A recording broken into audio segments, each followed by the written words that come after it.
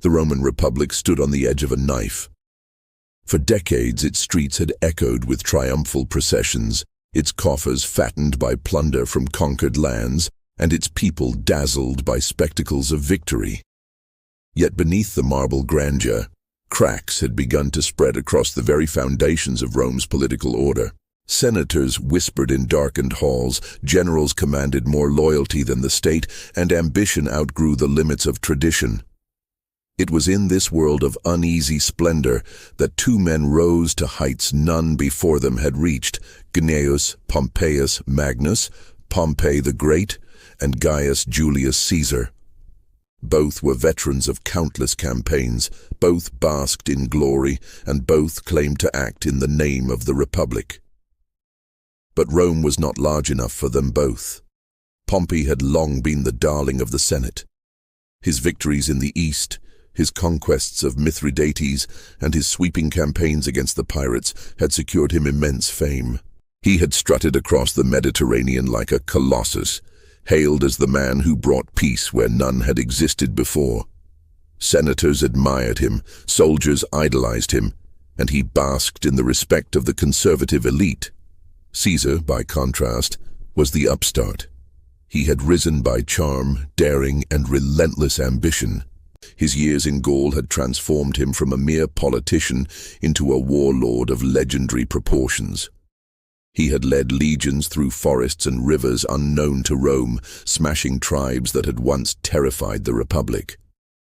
His victories brought immense wealth, and with every triumph he tightened his grip on the loyalty of his men. The rivalry between the two had once been masked by alliance. Along with Crassus, they formed the first triumvirate, a pact that bent the Republic to their collective will. But alliances forged in ambition rarely endure. Crassus perished in the sands of Parthia, and with him the fragile balance collapsed. Pompey gravitated toward the Senate, who feared Caesar's growing power. Caesar, aware that once his governorship ended, he would face prosecution for his bold defiance of tradition, prepared to march. The moment came in 49 BC when Caesar crossed the Rubicon with a single legion and uttered words that would echo through eternity: "The die is cast." Rome descended into civil war. Pompey withdrew eastward, confident that his legions and allies across the provinces would crush Caesar's smaller force. Senators fled with him, declaring that Pompey's camp was the true republic, while Caesar was nothing more than a rebel. Yet Caesar's momentum was unstoppable. In a whirlwind campaign, he seized Italy, then Spain, then turned east to pursue his rival. By the summer of 48 BC, the confrontation was inevitable. Pompey had assembled a vast host, bolstered by senators, nobles, and allies who believed Caesar's reckless advance would finally be broken. The two armies marched toward each other across the plains of Thessaly, their destinies converging at a place called Pharsalus. The stakes were monumental. This was no border skirmish, no provincial rebellion. This was Rome against Rome, citizen against citizen, legion against legion. On one side, Pompey commanded an army of roughly 45,000 infantry and 7,000 cavalry, a force larger and more polished than any Caesar had ever faced. On the other, Caesar had barely 22,000 infantry and 1,000 cavalry. Outnumbered 2-1, Caesar's men faced the greatest test of their lives. Yet what they lacked in numbers, they compensated with iron discipline and a fierce loyalty to their general. The night before battle, the campfires of Pompey's army stretched endlessly across the horizon, their glow reflecting a wealth of resources, supplies, and the confidence of superiority. Senators feasted, mocking the ragged veterans who followed Caesar, while Pompey himself dreamed of the triumph that would soon restore him as Rome's undisputed savior. Caesar's camp was smaller, quieter. His men ate coarse rations, sharpened their swords, and gazed across the fields with a grim determination. They were veterans of Gaul, men who had marched with Caesar through mud, snow, and endless battle. For them, this was not merely a civil war. This was the last test of their loyalty. the moment when either their years of bloodshed would bear fruit or be lost in a final, desperate struggle. As dawn approached, a hush fell upon the plain. The first rays of sunlight spilled across the land, revealing two armies facing each other in solemn silence. Standards fluttered, drums beat, and the legions prepared to etch their deeds into history. No battle in living memory carried such weight. The fate of Rome itself rested in the balance, and as the lines took shape, each man knew he was about to step into a storm from which the Republic would never truly emerge. The armies stood across from each other on the open fields of Thessaly, their banners rippling in the summer wind. Between them stretched a plain that would soon be soaked in Roman blood. To the men of both sides, this was no distant foreign campaign, no conquest in the far corners of the world. This was Rome's heart and soul tearing itself apart. Brothers, cousins, even former comrades in arms now faced one another as mortal enemies. Pompey held every advantage, at least in appearance. His cavalry alone outnumbered Caesar's 7-1, and it was with his cavalry that Pompey believed he would secure victory. Confident in his superiority, he placed his infantry in dense formations, arrayed in 3 lines, and stationed his cavalry on the left wing under the command of his most trusted officers. Behind them stood the allied archers and slingers, ready to rain death upon Caesar's lines once the cavalry had shattered them. Pompey's plan was simple and elegant. Crush Caesar's right flank with an overwhelming cavalry charge, then sweep into the rear of his army, rolling up the line and annihilating the outnumbered legions. Victory in his mind was not only certain but inevitable. Caesar, however, understood the danger he faced. The disparity in cavalry was stark, and he knew Pompey would strike with speed and ferocity. Yet Caesar was no ordinary commander, and the men at his side were no ordinary soldiers. He had spent the night in deep thought, pacing through his camp, weighing possibilities. Then, as the first light of morning crept across the plain, he unveiled his bold and unconventional plan. He deployed his infantry as usual, 3 lines deep, but behind his right flank he concealed a 4th line of hand-picked cohorts, a reserve of 3,000 hardened veterans. These men, armed with pila and trained for ruthless close combat, were instructed not to throw their javelins, as was customary, but to use them like spears, driving them into the faces of Pompey's charging horsemen. Caesar's words to them were sharp and clear: strike not at their armor, but at their eyes. When the moment came, both armies moved into formation. Pompey, seated on horseback, surveyed his vast host with satisfaction. The senators at his side could already taste the triumph to come, their laughter brimming with arrogance. They had fled Rome in fear of Caesar's advance, and now they believed they would return as heroes, welcomed by a grateful city. To many of them, Caesar's ragged veterans looked weary, malnourished, and hopelessly outnumbered. Victory seemed assured. Across the field, Caesar rode along his lines, speaking directly to his men. His words were not lofty or abstract. He reminded them of Gaul, of the rivers crossed, the mountains scaled, and the endless foes they had crushed together. He reminded them that they had fought as one body, one brotherhood, and that this day would be no different. His soldiers answered not with shouts, but with silence, a silence filled with grim determination. They had followed Caesar through impossible odds before, and now they would do so again. The horns blared, and the battle began. Caesar's infantry advanced slowly, deliberately, closing the distance without exhausting themselves. Dust rose as thousands of iron-shod sandals pressed into the soil, the steady rhythm of shields and armor clattering like thunder. Pompey's infantry, by contrast, held their ground, instructed to wait for Caesar's men to tire themselves before contact. This was the first subtle mistake of the day. For Caesar's legions, hardened by years of relentless campaigning, fatigue was a stranger.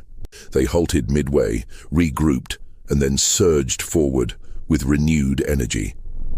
The two lines collided in a deafening crash of iron and flesh.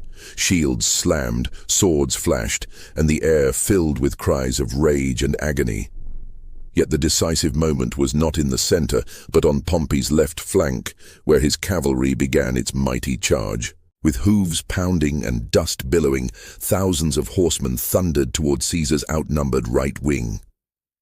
It was the maneuver Pompey had trusted above all others, the hammer blow that would shatter Caesar's position and seal his fate. At first, the cavalry overwhelmed the enemy horsemen with sheer weight and numbers, pushing them back towards Caesar's flank. Then, at the critical moment, Caesar's hidden fourth line revealed itself. The veterans surged forward in tight formation, their pila leveled not for throwing but for stabbing.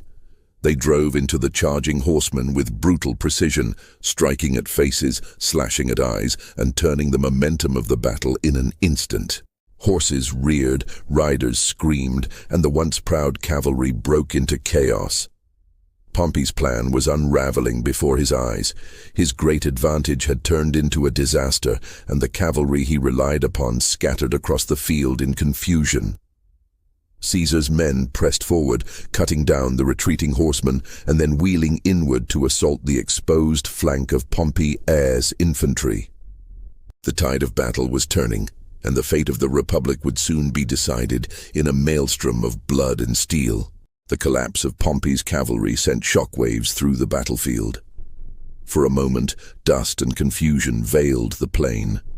But when it settled, the truth became undeniable.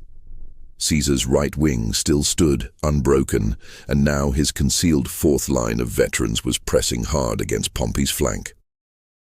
What had been the sharp edge of Pompey's strategy was suddenly a gaping wound.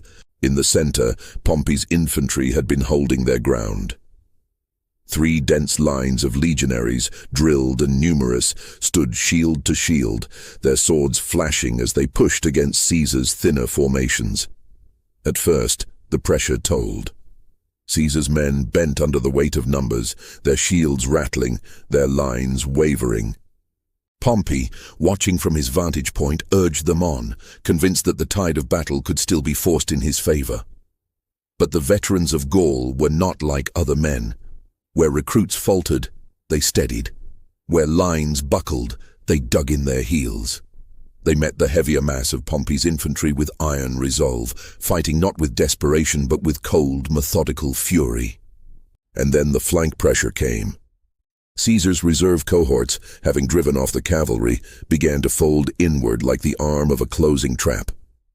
They crashed into the exposed side of Pompey's infantry, hurling pila into unguarded ranks and plunging forward with short swords.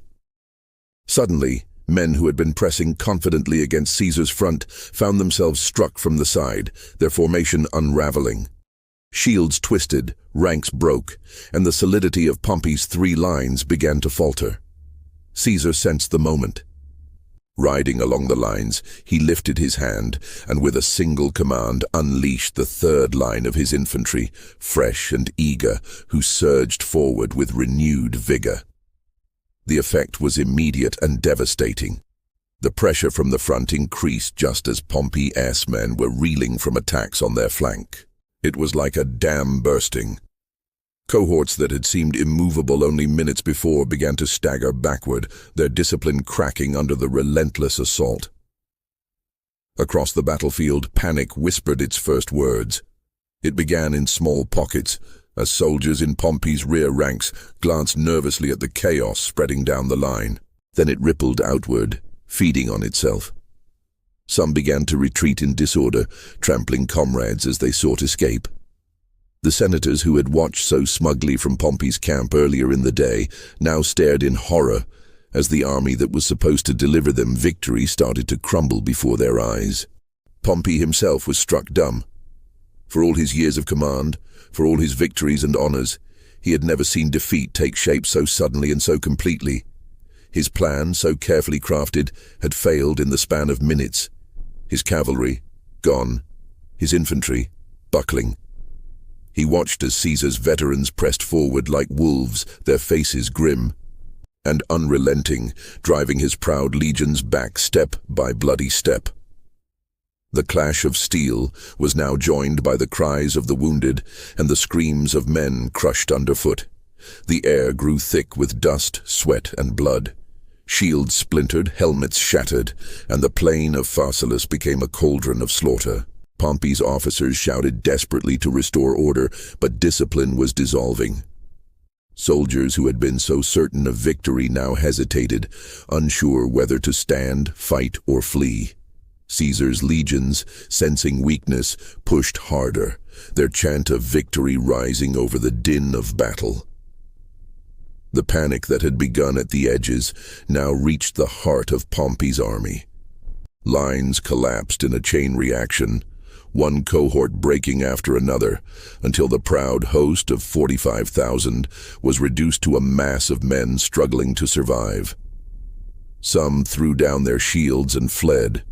Others fell where they stood, cut down by relentless Roman steel. What had begun as a contest of strategy and discipline was fast becoming a rout. Pompey, once hailed as the conqueror of the East, the great protector of the Republic, could no longer face the scene. Shocked and overwhelmed, he turned his horse and rode from the field, abandoning his men to their fate. In that moment, the spirit of his army broke. Without their general, there was no rallying point, no hope of reversal. Caesar's victory was becoming complete. The collapse began slowly, like the cracking of a wall under too much strain, but soon it spread across Pompey's entire line. What had once been ordered cohorts pressing forward in tight ranks dissolved into chaos. Shields clattered to the ground as men turned to run. Swords fell from trembling hands. And the proud legions that had marched with such confidence only hours before became a terrified flood of fugitives. Caesar's soldiers pressed the advantage without mercy. They surged into the gaps, cutting down those who resisted, driving others back with relentless fury. The veterans who had marched through Gaul, who had waded through rivers of blood in countless campaigns, showed no hesitation. Their discipline transformed into a storm of vengeance, fueled by years of loyalty to Caesar and the knowledge that this moment would decide Rome's future. The field of Pharsalus was now theirs, and they carved it into history with every stroke of the sword. The route became a slaughter. Men who had boasted only the night before of the feast awaiting them in Pompey's camp now cried for their lives as they stumbled across the plain. Horses trampled fallen soldiers, wagons overturned in the chaos, and the once grand host of the Senate turned into a tangled, screaming mass. Dust rose in suffocating clouds, mingled with the metallic stench of blood. Arrows and javelins continued to rain down on the fugitives, cutting them down as they fled. Pompey's officers tried desperately to stem the tide. Some stood their ground, fighting to the last, surrounded by their collapsing cohorts. Others spurred their horses in vain attempts to rally their men, only to be swept away in the tide of panic. Senators, unaccustomed to the terror of battle, scrambled to escape, casting aside their purple-trimmed cloaks as they fled toward the safety of Larissa or the coast. The pride of Rome's nobility, those who had declared Caesar an outlaw, now scattered like frightened deer. Caesar's legions advanced with grim determination, their formation unbroken even in victory. They drove the enemy back toward the camp, cutting down any who resisted. The survivors, desperate for shelter, rushed into the fortifications, slamming the gates behind them in hopes of safety. But Caesar's veterans would not be denied. They stormed the defenses with the same ferocity that had carried them across the Rhine and into the heart of Gaul. Scaling walls, hacking through barricades, they poured into the camp like a tide of iron. The last remnants of Pompey's army crumbled, some cut down where they stood, others surrendering in despair. The slaughter was immense. Tens of thousands lay dead or dying across the plain, their bodies littering the soil of Thessaly. Roman had slain Roman, citizen had cut down citizen, and the Republic's lifeblood ran into the earth. Yet amid the horror, there was triumph. Caesar's 22,000 had shattered an army twice their size, breaking the Senate's pride and proving beyond all doubt that the fate of Rome rested in his hands. As the sun dipped low over the horizon, Caesar stood upon the field, surveying the wreckage. Around him, his men cheered in exhausted triumph, raising their swords to the sky. They had faced impossible odds and emerged victorious. They were no longer merely Caesar's soldiers. They were the instrument of destiny, the brotherhood that had carried him to the pinnacle of power. But for all the jubilation, Caesar's thoughts turned sober. The battlefield was a graveyard of Romans, men who had once marched together under the same banners, now forever divided by civil war. He walked among the fallen, seeing not only enemies, but fellow citizens.